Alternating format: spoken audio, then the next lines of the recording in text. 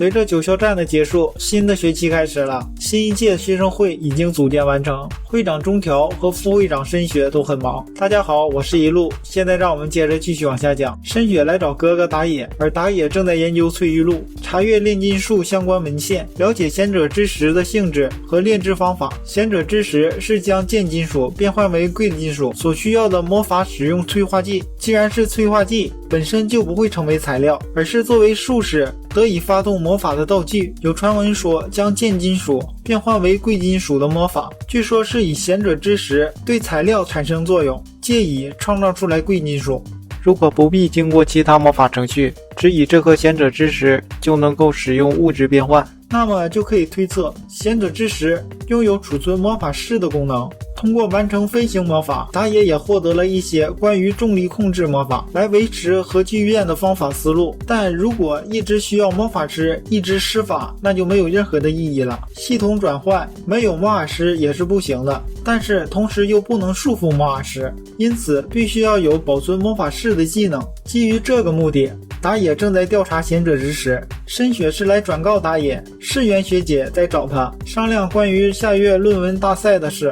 于是打野来到了魔法几何学准备室。如果说九校战是武斗的话，那么论文大赛就是文斗了。老师希望打野、世元、武师里组成一高的代表队参加论文大赛。论文大赛中职责分配是主笔1名，副手2名，共同进行论文的撰写和演讲的准备工作。这次的主题是重力控制魔法室和聚变反应堆的技术可行性。打野非常适合这个主题。论文大赛是高中生发表魔法学或魔法工程学研究成果的地方，发表的论文可能会收录到魔法大全中，也可能会被大学或者大型企业使用。考虑到老师检查内容的所需时间以及实际完成论文的时间只有9天，打野和深雪回到家中，发现小百合阿姨也在。久违9个月返家的继母和往常一样，希望打野能够协助 FLT 公司工作。虽然和继母关系不好，但是打野对这次的工作很是感兴趣。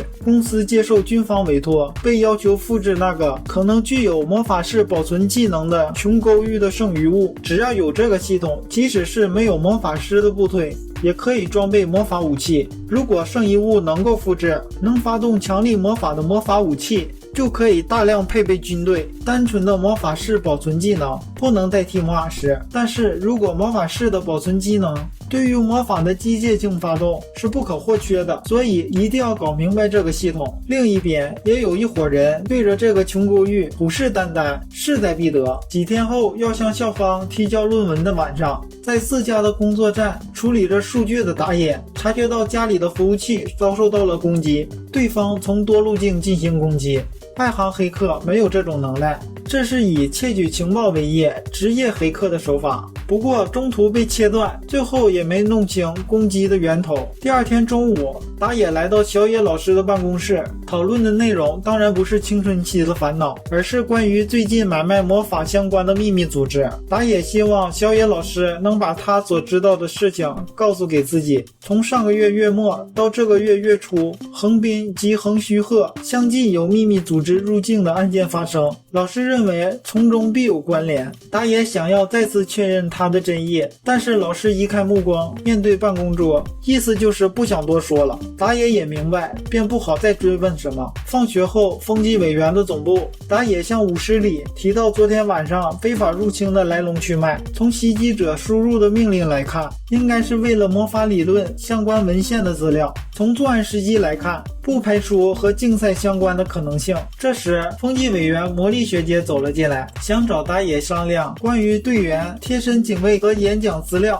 以及机器人看守的事情。因为论文竞赛要使用的资料非常有价值，时常有竞赛选手被间谍盯上。打野回到教室，美月说今天早上开始就感觉到有让人讨厌的视线，是一种从暗处偷窥伺机行动的诡异视线，就像是撒下一张大网等待的感觉。对方的目标不是某一个学生，而是多名学生、老师或者本校的某一件东西。干比古也同时发现校内的精灵在不自然的骚动，估计是有人在发动术士，因为和日本古式魔法所使用的术士类型不同，所以没办法很好的捕捉到，但是肯定有来路不明的术士在暗自探头。打野和同学们来到了咖啡厅，和老板闲聊着。打野的咖啡喝到1/3时，艾丽卡拿起杯子一饮而尽，随后表示要去一下洗手间。紧接着雷欧也起身拿起了手机，说是要去打个电话。艾丽卡来到人很少的小巷，发现有一个鬼鬼祟祟的人。这时雷欧也走来，两人将男人围住，并且问道：你好像一直跟着我们，有何贵干？男人见势不妙，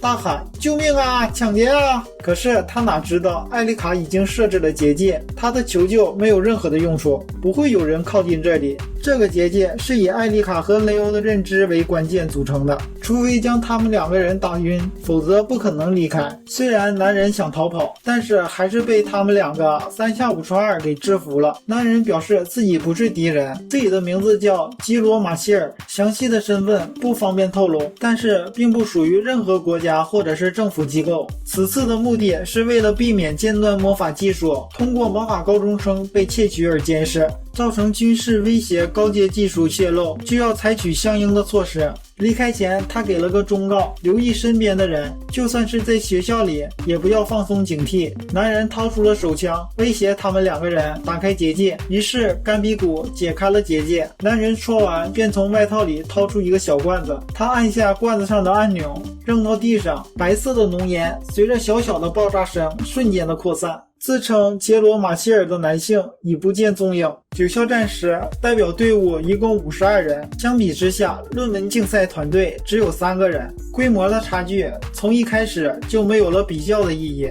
即便如此，论文竞赛还是被视为匹敌九校战的重要赛事。其中九校战成绩欠佳的学校强烈认为这是一场雪耻战，操场上摆满测量仪器与工程机械，同学们完全是倾尽全力作战。世园学姐将响子注入打野所监视的固定式大型 CAD， 玻璃容器的发光持续数十秒，前来协助实验的人们各自回到了岗位。此时艾丽卡发现人生注视着某个角落，人生突然跑走，艾丽卡与同源紧随其后，喝止声在不远处传来，这名女生大概是觉得自己跑不了了。人生追的女生是1年级的2科生平和千秋，她手上拿的演算装置是无线型密码破解机。密码破解机是将窃取密码的恶意软体设计为硬体的机械，它和名字不符，不仅适用于密码认证系统，还能够自动瘫痪各种认证系统，窃取情报。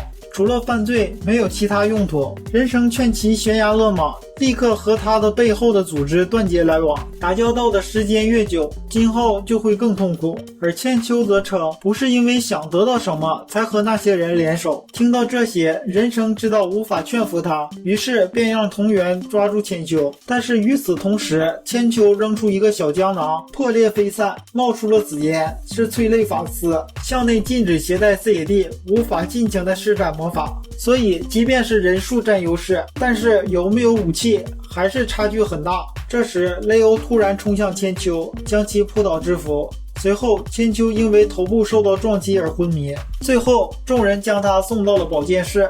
等到千秋醒来后，话音温柔地对千秋说，不能做事这种行径越来越激烈，正因为没有发生什么事，所以才来阻止千秋，问他为什么要窃取资料。千秋说自己的目的是改写程序，让演讲用的魔法装置失效，只是想恶整一下打野。但是话音说，根据情节的严重，你可能会被退学。千秋则毫不在乎，声称只要恶整一下打野就行。在病床不远处的舞室里听到了几番询问，最后得知千秋之所以谋害打野，是因为自己的姐姐和平小春，她在九校战幻境摘星时，因为被不法组织九头龙对她的 CAD 做了手脚，所以才导致她的坠落。千秋偏激地认为这都是打野造成的，但是如果说要是有责任的话，那么所有参加九校战的技术人员都有责任。说着这些话的千秋情绪失控，话音和舞室里只好作罢离开。今天是周日，